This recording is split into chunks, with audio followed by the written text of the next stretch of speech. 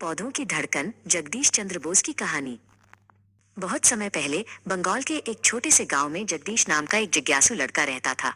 वो अक्सर अपने पिता भगवान के साथ नदी किनारे बैठता और प्रकृति के रहस्यों के बारे में पूछता। उसके पिता कहते, जगदीश, इस दुनिया में हर चीज एक दूसरे से जुड़ी है, चाहे वो बोल सके या नहीं। जगदीश पानी में उठने वाली लहरों को देखता और सोचता कि क्या पेड़ पौधे भी हमारी तरह महसूस करते हैं।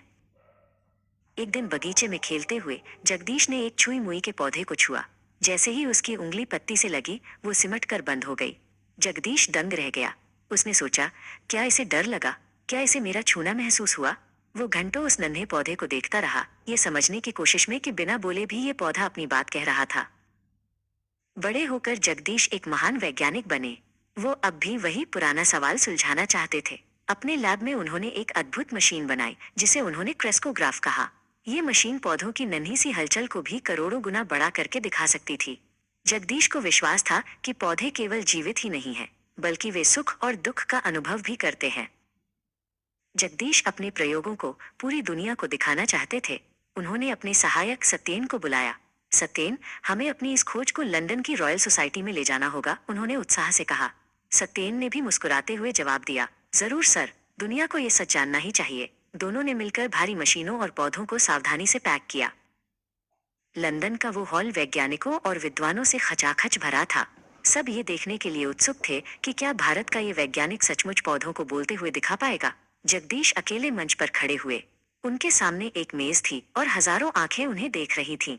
उन्होंने गहरी सांस ली और अपना प्रयोग शुरू किया। जगदीश ने एक पौधा लिया और उसे अपनी मशीन क्रेस्कोग्राफ से जोड़ दिया।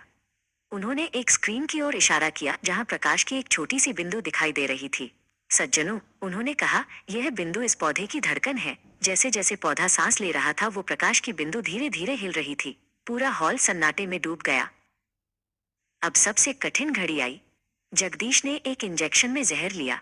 उन्होंने दर्शकों को बताया कि यदि ये जहर किसी इंसान को दिया जाए तो वो तड़प उठेगा। उन्होंने धीरे से वो जहर पौधे की रगों में डाल दिया। अब देखिए, उन्होंने गंभीर स्वर में कहा। हर किसी की सांसें थमी हुई थी। वे देखना चाहते थे कि पौधे के साथ क्या होता है। जैसे ही जहर ने असर करना शुरू किया, स्क्रीन पर वो प्रकाश की बिंदु पागलों की तरह ऊपर नीचे भागने लगी। यह पौधे की तड़प थी। जैसे जैसे पौधा कमजोर पड़ रहा था, बिंदु की हलचल और तेज होती गई। ऐसा लग रहा था मानो पौधा चीख रहा हो। अंत में एक जोरदार झटके के साथ बिंदु स्थिर हो गई। पौधे ने अपनी आखिरी सांस ली थी। हॉल में तालियों की गड़गड़ाहट गूंज उठी। एक अंग्रेज वैज्ञानिक अपनी सीट से उठा और दौड़कर जगदीश के पास आया। उसने जगदीश का हाथ थाम लिया और कहा, अद्भुत, आपने साबित कर दिया कि जिसे हम बेजान समझते थे वो हमारी तरह ही संवेदनशील है। जगदीश ने विनम्रता से सिर झुकाया। उन्होंने दुनिया को पौधों का दर्द महसूस करना सिखा दिया था। वर्षों बाद जगदीश अपने बगीचे में एक नन्हे अंकुर को देख रहे थे। उन्होंने सीखा था कि विज्ञान केवल दिमाग का नहीं, बल्कि दिल का भी विषय है। उन्होंने दुनिया को बताया कि शांति और अहिंसा केवल इंसानों के लिए नहीं, बल्कि हर उस चीज के लिए होनी चाहिए जिसमें जीवन है।